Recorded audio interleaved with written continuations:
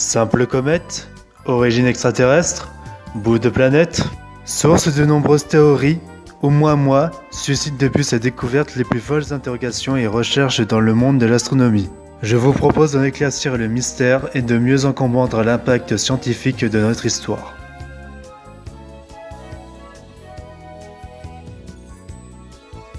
À l'origine appelé C2017-U1 puis A2017-U1, Oumuamua est le tout premier objet interstellaire découvert de notre orbite le 18 octobre 2017 par le physicien et l'astronome canadien Robert Wyrick, travaillant à l'université d'Hawaï à Manoa.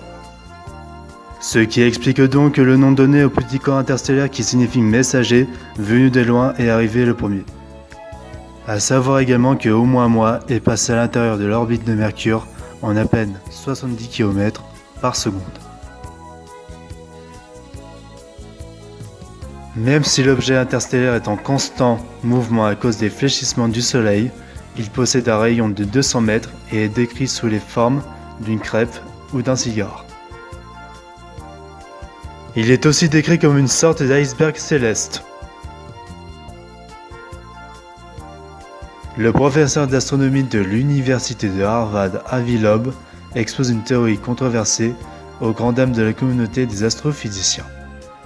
L'idée qu'il s'agirait d'une sonde ou d'un vaisseau, propulsé par une voile solaire et construit par une civilisation extraterrestre.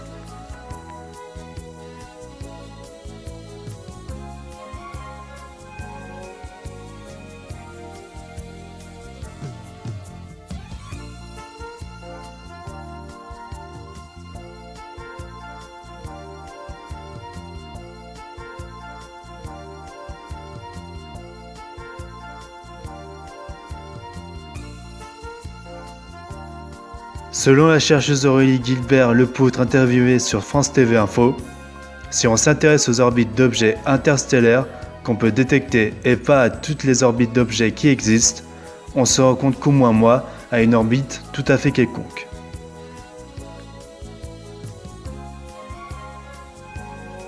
Aucune hypothèse concrète n'est mise en place pour savoir la réelle origine de Oumuamua. Oumuamua restera à jamais le premier objet interstellaire observé dans notre système solaire, même s'il est évidemment peu probable qu'une civilisation extraterrestre, comme dans de nombreux films de science-fiction, existe dans l'univers.